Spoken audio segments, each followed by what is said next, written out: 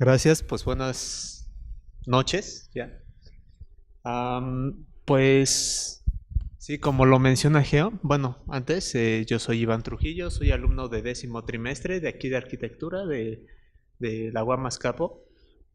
Y en efecto, esta búsqueda me ha llevado a muchas situaciones muy diversas y de mucho análisis, debido a que pues el ver a los profesores de una forma distinta a la que habitualmente se les ve, además de verlos como profesores, verlos como compañeros del grupo, es un poco, voy a decirlo, un poco extraño, pues por el simple hecho de la jerarquía, ¿no? De un profesor hacia un alumno. Bueno, les comentaré un poquito acerca de mi trabajo, que yo nombré Concepciones e Intenciones para los talleres de diseño.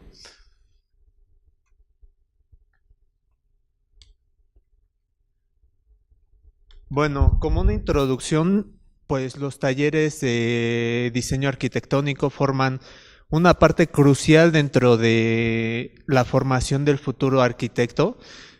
Esto es debido a que en ellos se conjugan todas las capacidades y conocimientos que se han ido forjando en el estudiante desde los primeros troncos.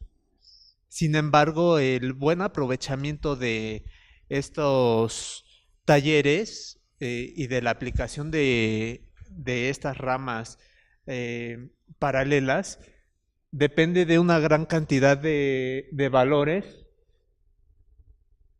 de perspectivas de parte de los alumnos, de los profesores y autoridades. Bueno, para poner un poco en problemática esto, digamos que los autores en su mayoría tienen una preocupación real acerca de cómo se está enseñando arquitectura, porque encuentran en esta formación deficiencias muy grandes.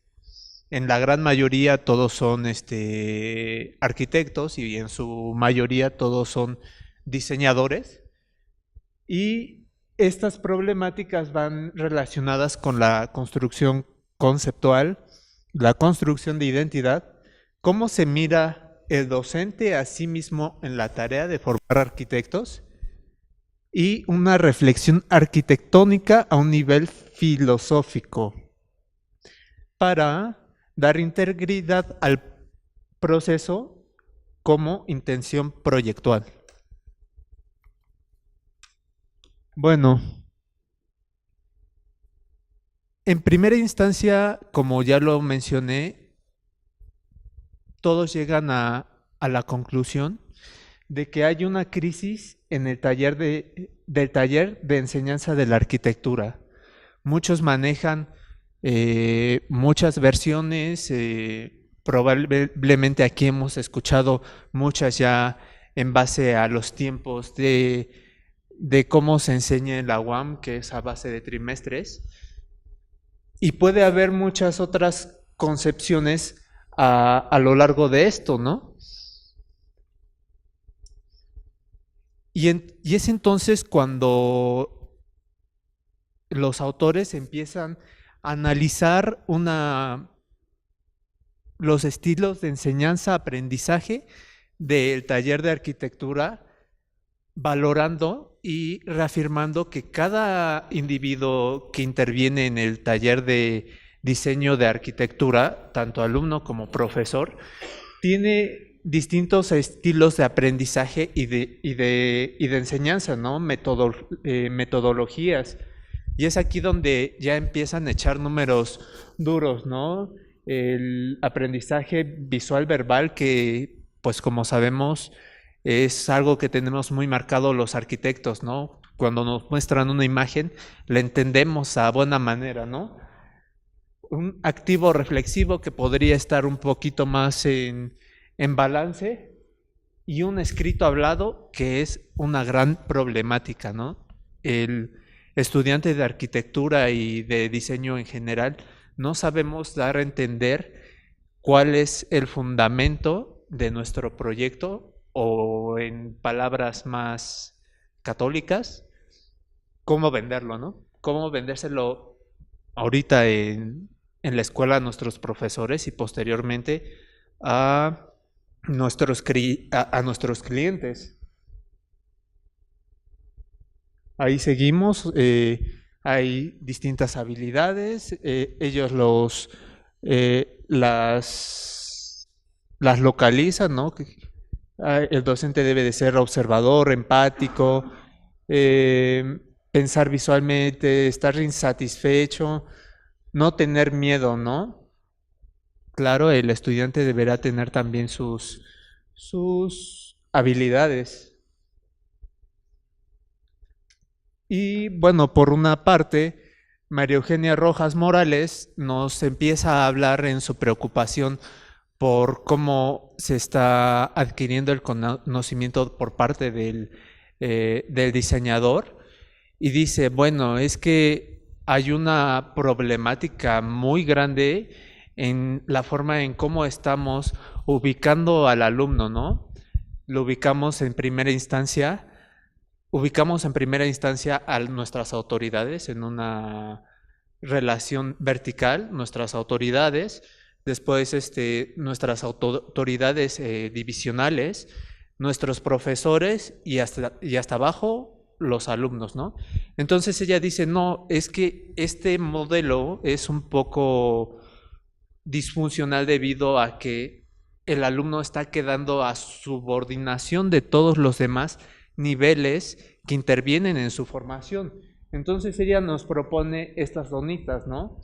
En el centro están los profesores, después los alumnos, perdón, después los profesores, enseguida las autoridades divisionales y por último las altas autoridades de la universidad. Esto con la finalidad de tener una congruencia en la visión de la formación de arquitectos y no expandirla en una forma vertical y horizontal que se disgregue a muchas otras partes. Bueno, es entonces cuando los autores, pues, como ya vimos, empezaron a hacer su análisis, a reconocer habilidades, problemáticas, empiezan a proponer soluciones. Esta primera solución es un artbook, que es a lo que es una metodología muy simple, ¿no? Un arquitecto trae su cuadernito guardado en la bolsita de su camisa o de su pantalón y saca, ¿no? En cualquier momento que lo necesita para verbalizar escritamente y visualmente lo que está viendo, lo que le inspira en ese momento, ¿no? Y dar de esa forma soluciones mucho más acertadas a las problemáticas de diseño de los arquitectos, ¿no? Darle un sentido a su quehacer.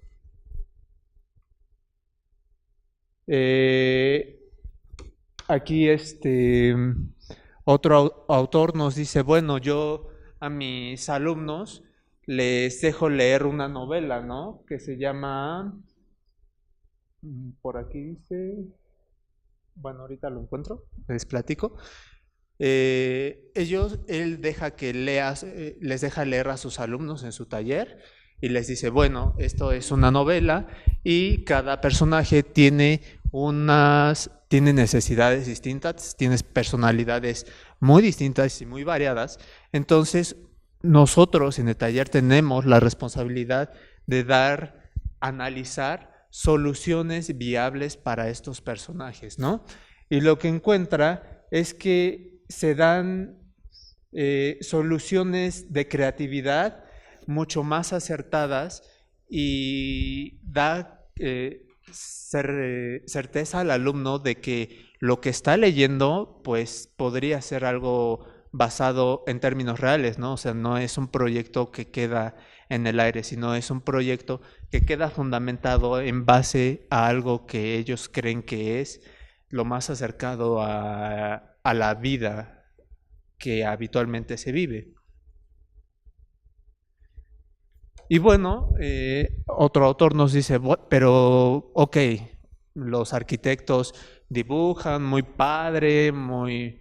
en las presentaciones exposía en Xochimilco sus presentaciones de trimestre al término y unas láminas increíbles, ¿no? Tridimensionales y todo muy padre, ¿no? Pero ¿dónde queda la lectura y escritura en las disciplinas proyectuales? ¿Dónde queda esa parte sustancial que da fundamento a nuestro proyecto, ¿no? Más allá de si está bonito o no, si es funcional o no. ¿Dónde queda ese fundamento de decir, bueno, mi proyecto está basado en la lectura que constantemente llevo a cabo y en la escritura y obviamente en la crítica que yo hago acerca de eso y el análisis que yo hago de eso se convierte en parte de mi proceso? Y obviamente esto se traduce en códigos visuales que nos pueden ayudar a guiar este proceso. Entonces, pues, determina Bermejo Inés, una profesora argentina, que pues hace falta mucha teoría, ¿no? O sea, en las disciplinas de arquitectura, en el proyecto arquitectónico. No sé cómo lo manejen en Xochimilco. Puede ser una pregunta ahorita para que me la solucionen al final. Porque aquí, pues, en Azcapotzalco a veces se distancia un poquito la teoría de el quehacer del proyecto, ¿no? Y entonces eso nos pierde un poquito, ¿no? Entonces hay ausencia de posibilidades y limita la vanguardia. Se acortan los procesos reflexivos, o sea, las comparaciones, contradicciones. El estudiante docente, pues, no llegan a negociaciones y pues no se puede justificar pues la aplicación, ¿no?, del proyecto debido a que no hay una ausencia limitada de posibilidades en la vanguardia, ¿no?, al no conocer esta parte. Y bueno, entonces pues hay dos líneas paralelas pero antagónicas a la vez, ¿no? Por una parte está la visión del profesor, ¿no? O sea, yo enseño, ustedes aprenden y por lo tanto evalúo. Y nuestra visión como alumnos, bueno, es que yo tengo un talento, ¿no? Pero ese talento está en base a mi creatividad. Y por lo tanto, pues yo quiero que me evalúes así, ¿no? O sea, yo quiero que me evalúes en base a mi creatividad y a mi talento, no en base a lo que aprendo. Y es entonces ahí donde hay una contradicción de puntos de vista de, bueno, entonces, ¿en qué forma se evalúa, no? Al fin y al cabo, el punto que concentra al que llegan estas dos líneas antagónicas es al que hay que evaluar, ¿no? Pero ¿cómo se evalúa? ¿No? Entonces, pues, deduce que las formas de evaluar es las formas más parecidas a las que se va a enfrentar el alumno cuando se incorpore a laborar en un futuro. Y bueno, reconoce otro autor en parte una disociación dentro de las universidades que imparten arquitectura entre la práctica y la investigación, ¿no? Aquí pues quieren que nuestros profesores sean prácticamente profesores de tiempo completo que se dedican a la investigación. Y digo, no está mal. Y vemos esta línea, ¿no? Investigación académico-científico y que se le deduce como sabio. Y por otra parte, la práctica, un grupo de profesionales y las experiencias basadas en las experiencias profesionales. Entonces esta disociación no llega a un punto en donde sean consensos, ¿no? O sea, si está bien, ninguna de las dos líneas, dice el autor, está mal, ¿no? Lo que encuentra como problemática es que ninguna de las dos llegan a consensos que nos ayuden a la formación del futuro arquitecto, ¿no? Entonces, ¿cómo aplicar la cátedra, ¿no? ¿Cómo hacemos que se complementen estas dos partes importantes de la enseñanza del arquitecto? Entonces, enseñar arquitectura y aprender arquitectura es hallar respuestas, ¿no? Por parte de los alumnos y profesores, ¿no? ¿Qué es lo que se va a descubrir? El método adecuado para proyectar es ese pensar en imaginar. Y bueno, otra solución que nos da un autor es que dice, bueno, tenemos problemáticas muy fijas en cuanto a disociación en parte, por un lado de la investigación y en la otra parte en la aplicación, por una parte los alumnos y por otra parte los profesores. Entonces dice, bueno, yo en mi taller voy a aplicar lo siguiente, voy a hacer un taller para niños impartido por estudiantes de arquitectura y dirigidos por profesores de arquitectura, ¿no?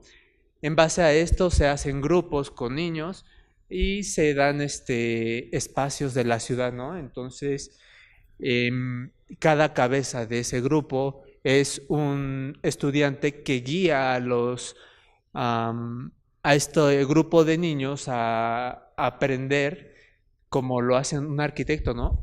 Y es entonces ahí donde se da cuenta el profesor que llevó esta reflexión, que cuando se pone en los zapatos del profesor, el alumno es que se da cuenta que pues el profesor no lo sabe todo, ¿no? Tiene en cierta parte que fundamentar cosas que se le hacían muy fáciles, pero al final, pues, al aplicarlas con alumnos más pequeños, pues, es imposible, ¿no? Porque son dos generaciones completamente distintas que, pues, cómo se comunican, ¿no? Si uno está pensando en jugar y el otro en divertirse, probablemente.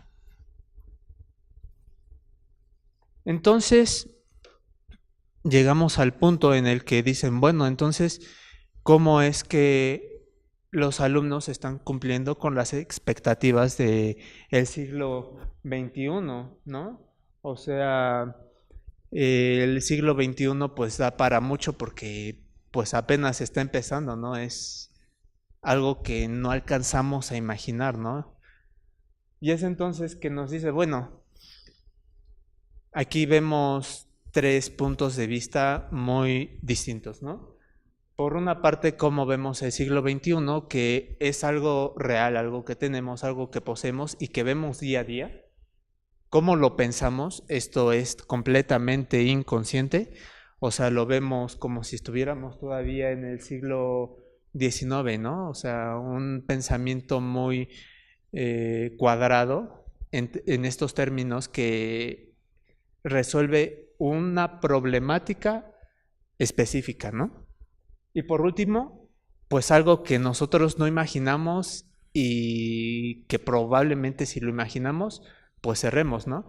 Yo usé esta imagen de los Juegos del Hambre porque digo, para mí el siglo XXI se va a ver así de frívolo, ¿no? O sea, muy alejado a lo que hoy pensamos, que como hoy lo pensamos, pues lo pensamos así porque traemos la inercia de todo el siglo XX, ¿no? Y sobre todo de segunda mitad del siglo XX. Y es entonces que, pues, dicen los autores, bueno, el arquitecto, la formación del arquitecto se trata de aplicar a otras disciplinas, ¿no? O sea, a los licenciados, a los ingenieros, se trata de aplicar cómo se les enseña por una situación, ¿no? El arquitecto tiene habilidad para solucionar problemáticas grandes en diferentes posiciones. Y es entonces que yo digo, ok, bueno, nosotros los arquitectos somos un modelo, ¿no? Pero pues llega el punto en el que llegas a la escuela y dices, híjole, en la torre, pues, ¿sí seremos modelo o qué pasa, no? Entonces, pues yo ahí con un primito muy chiquito, estábamos sentados y me dice, oye primo, fíjate, yo quiero que me hagas una casa. Ok, dime cómo quieres tu casa. Entonces me empezó a hacer este dibujito, ¿no? Yo quiero una casa en donde hayan pirañas de un lado, un campo de golf en medio y una jauría de perros a la derecha. Para iniciar. Dije, órale, pues a ver si se hace, a ver si te compras tu terrenito, ¿no? Le vas echando a tu cochinito. Y me dice, no, mejor yo quiero lo de abajo. Quiero una terminal de aviones, porque quiero tener un avión y quiero tener una alberca muy grande donde hayan pirañas y digo yo, o sea, entonces el pensamiento del arquitecto debería estar más basado en algo mucho más abstracto, ¿no? Y es ahí donde entiendo a los que están diciendo, bueno, la formación del arquitecto es resolutiva, ¿no? O sea, resolver problemas porque pues no solamente nos vamos a dedicar a obra, a proyecto, instalaciones, etcétera, ¿no? Nos vamos a dedicar a muchas áreas, incluso al área de conocimiento, al área de pedagogía. Entonces el arquitecto tiene una formación multidisciplinar, la cual los estudiantes de arquitectura no percibimos. Entonces, como en conclusiones, pues decimos que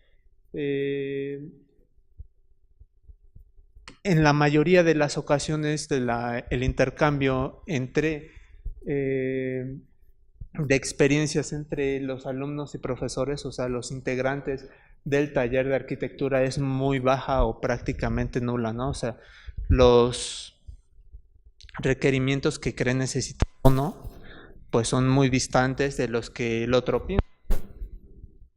Y como ya lo había mencionado, pues la formación del arquitecto como referente de soluciones, conflictos y desarrollo de productos, todos coinciden a que va a ser una constante en la formación de los arquitectos en el siglo XXI y como referente, ¿no?